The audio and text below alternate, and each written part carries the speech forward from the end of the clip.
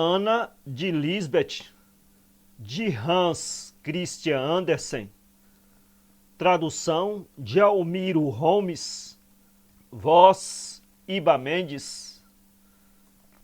Anna de Lisbeth era uma moça linda, seu rosto irradiava juvenil alegria, os dentes pareciam pérolas finas, os olhos brilhavam como diamantes, diamantes risonhos. Na dança, os pés muito breves saltavam com maravilhosa ligeireza. Infelizmente, seus pensamentos eram ainda mais ligeiros. Apesar de inteligente, deixou-se seduzir por um aventureiro que em breve a abandonou. Nunca mais houve notícias de tal homem. Ana teve um filho, criança forte e sadia, mas terrivelmente feia. A mãe sentiu vergonha do fruto de sua leviandade e encarregou da criação a mulher do couveiro, sua vizinha. Depois entrou como ama de leite em casa de uma condessa. No opulento palácio deram-lhe um quarto elegante, deram-lhe também vestidos de veludo e de seda. Então fez-se exigente e embirrenta, não aceitava observações, a mínima contradição atacava-lhe os nervos.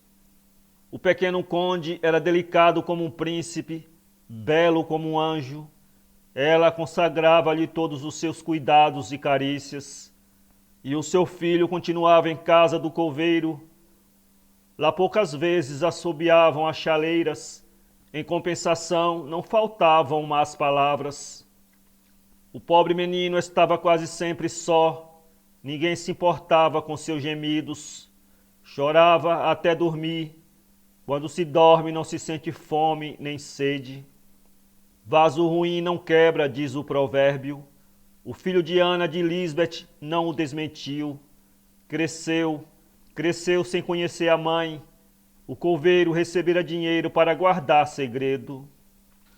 Terminada a criação do filho da condessa, despediram a ama, que foi morar na cidade onde se fez passar por burguesa honesta, vivendo de rendas, bem vestida, melhor tratada, dona airosa.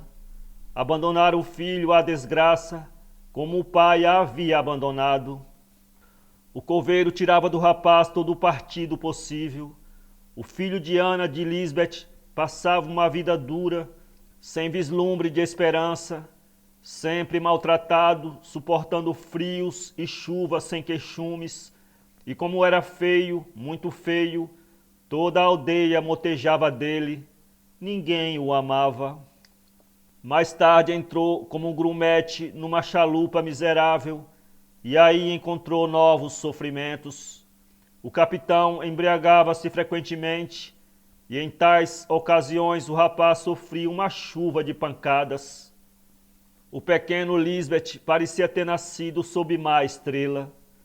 Um dia estourou um vendaval, o capitão mal podia aguentar o leme, e de repente uma tromba d'água envolveu o pobre barquinho e o fez voltear já sem governo. Jesus, meu Deus! Gritou o rapaz, e chalupa, capitão e grumete, tudo mergulhou na voragem. Ninguém presenciou o terrível acontecimento, só as gaivotas e os peixes poderiam contar alguma coisa. Nenhum fragmento ficou boiando à tona para indicar onde o filho de Anna de Lisbeth havia perecido. Ademais, a ninguém fazia falta, ninguém sentia saudades dele. Ana vivia na cidade, muita gente a tratava por minha senhora. Gostava de contar a história de sua mocidade, de quando habitava no palácio da condessa e andava de carro e conversava com baronesas e damas muito distintas. E não faltavam elogios ao filho da condessa. Era o seu ai Jesus, lindíssimo, um verdadeiro anjo. Vou visitar o meu menino e o grande palácio campestre, onde passei tantos dias de esplendor, disse ela certo dia. Ele há de lembrar-se de mim, daquele tempo em que me queria tão ternamente e me rodeava o pescoço com os bracinhos brancos de neve. Sim, e de voltar a vê-lo. Partiu e depois de uma longa jornada em diligência, ora a pé, chegou à pobre residência da condessa. Os criados eram-lhe estranhos, nenhum ouvira falar de Ana de Lisbeth. Depois de ter esperado por muito tempo na antecâmara, um criado lhe abriu a porta do salão e ela entrou pouco antes da condessa e de seu filho. A dama recebeu-a muito bem e dirigiu-lhe palavras muito amáveis. O condezinho estava alto e delgado, formosos ainda os olhos, a boca pequena e delicada. Olhou friamente para Ana de Lisbeth, sem proferir uma palavra. Deixou-se abraçar por ela com indiferença, desviando-se logo um pouco e saindo em seguida. Esse foi o acolhimento que ela teve da sua maior afeição, da criança amada de quem se sentia tão vaidosa. Retomou o caminho da cidade sem poder conter as lágrimas. E de súbito, um grande corvo, negro como azeviche, crocitando em ásperos gritos, veio pousar num ramo à beira da estrada. Ah, que mau agouro, murmurou ela, parece mesmo que está a gritar para mim. Que desgraça teremos? E pela mente correu-lhe negros pensamentos e sentiu calafrios por todo o corpo. Pouco depois passava ela pela casa do coveiro. A mulher que estava sentada à porta disse-lhe: Como está sadia e bem conservada, Ana de Lisbeth. Tens passado boa vida, sem cuidados e sem misérias. Nem sempre, nem sempre. Nunca mais houve notícias da chalupa, nem do grumete, continuou a mulher do coveiro. Afogaram-se, é o mais certo. E tenho pena, porque o rapaz, continuando aquela vida, podia de vez em quando mandar-me algum dinheiro. Ah, julgas que morreram afogados? Disse Ana de Lisbeth, e passaram logo a outro assunto. Ana estava ressentida pelo frio acolhimento do condezinho.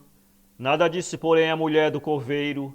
Queria que toda a gente julgasse ainda que estava em íntimas relações com o aristocrático palácio.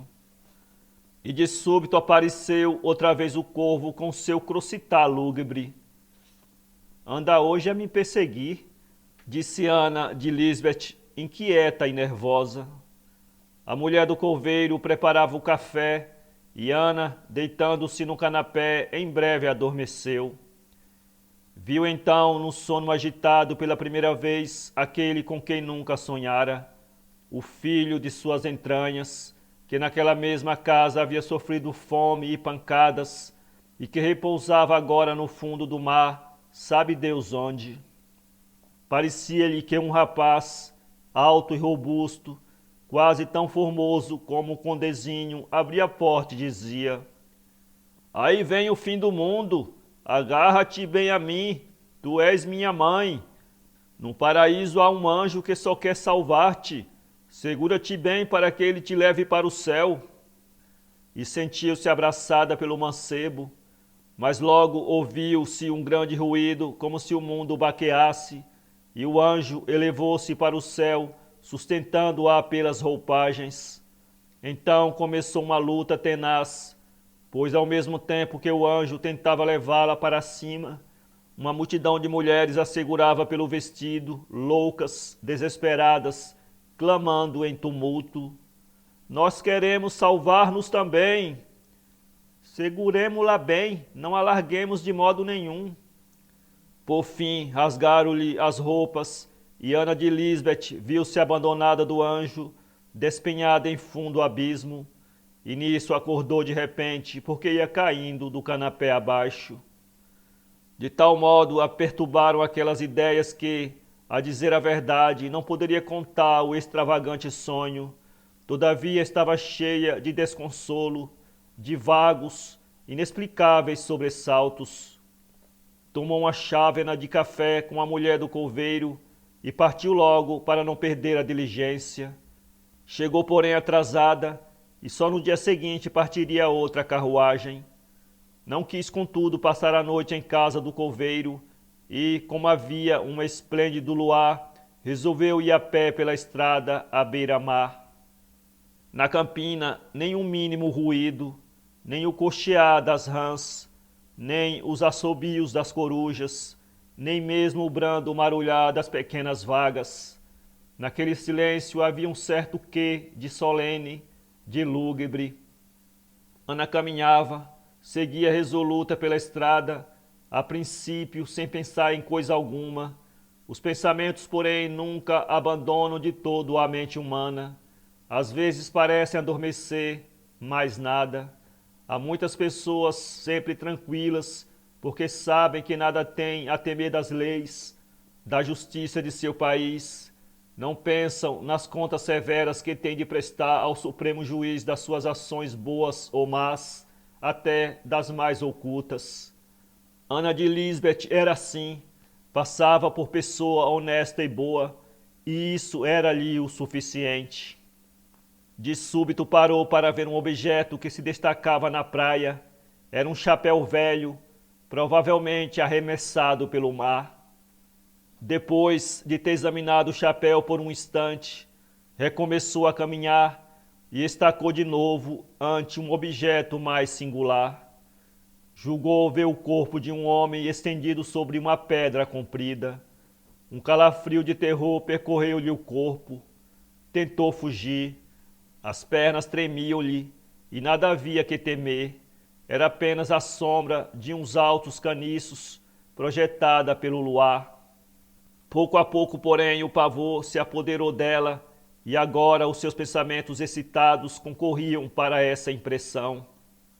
Em criança, ouvira falar dos fantasmas do mar, das almas penadas, cujos corpos, não tendo sido enterrados, apareciam aos viajantes, agarrando-os para que os levassem ao cemitério e os cobrissem de terra sagrada.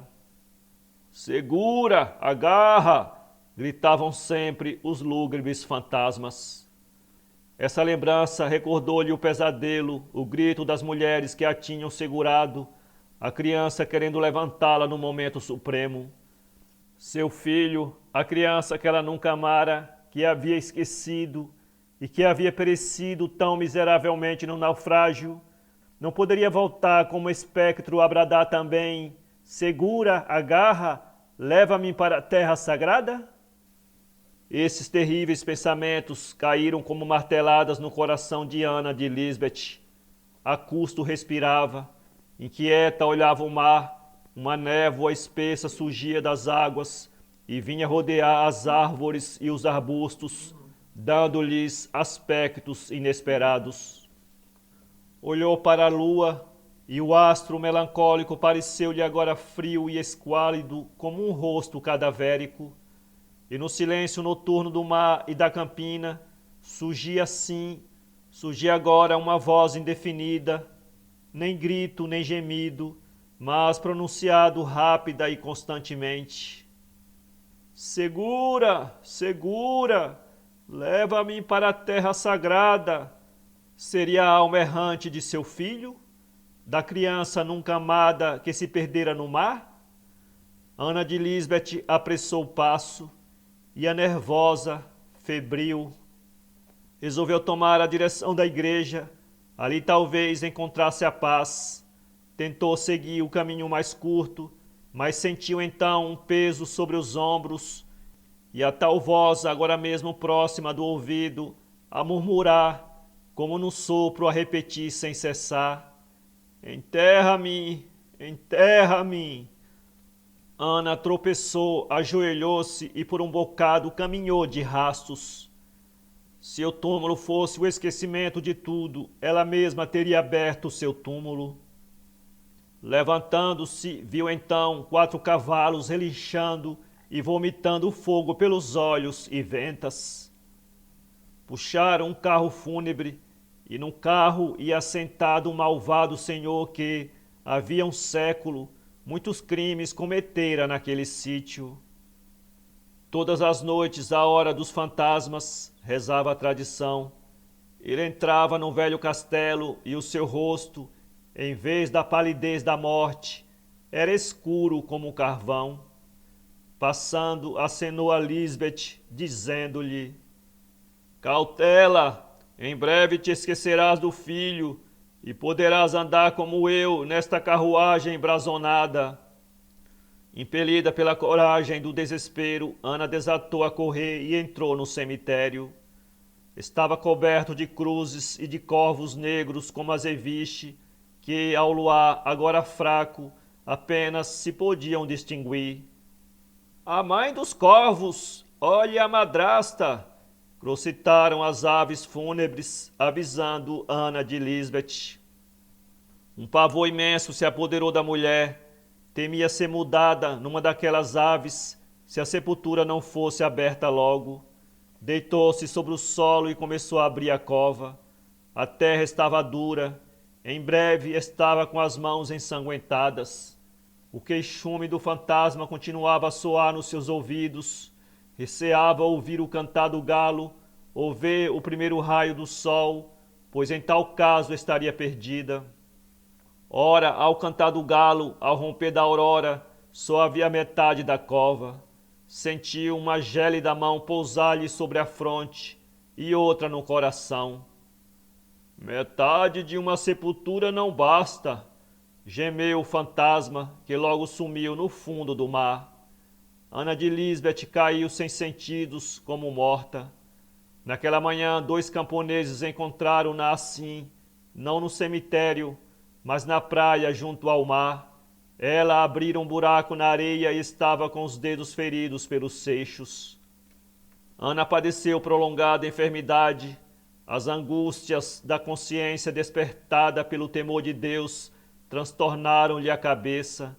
Acreditava ter só metade da alma. O filho havia-lhe arrebatado a outra metade, levando-a para o fundo do mar. Sem ela não poderia jamais entrar no reino da graça. A custo a reconheceriam agora. Só falava do espectro do mar que devia enterrar em terreno sagrado para ganhar a sua alma. Muitas vezes passava a noite à beira-mar à espera do fantasma. Um dia desapareceu. Na tarde desse dia, quando o sineiro entrou na igreja à hora do Ângelus, viu Ana de Lisbeth de joelhos ante o altar. Estava fraca, muito curvada, mas os olhos luminosos, o rosto risonho e os últimos raios de sol, caindo sobre a Bíblia aberta, fizeram sobressair estas palavras do profeta Joel. Rasgai os vossos corações e não as vossas túnicas. Lembrai-vos sempre do Senhor. Foi acaso, dirá alguém, mas há muitos acasos como esse. Contou ela depois que durante a noite aparecera a alma do filho. É verdade, ouvira ela, que tu só me encavaste metade da sepultura, mas faz agora 1 ano que me sepultaste inteiro no teu coração. E é aí que as mães guardam bem os filhos. Agora, acrescentou ela, agora estou na casa do Senhor, onde a gente é sempre feliz. E, entregando-lhe a outra metade da sua alma, conduzira à igreja.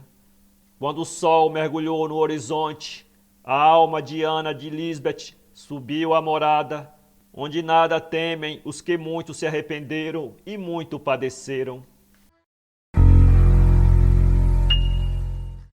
Para ler esse conto, acesse www.poeteiro.com.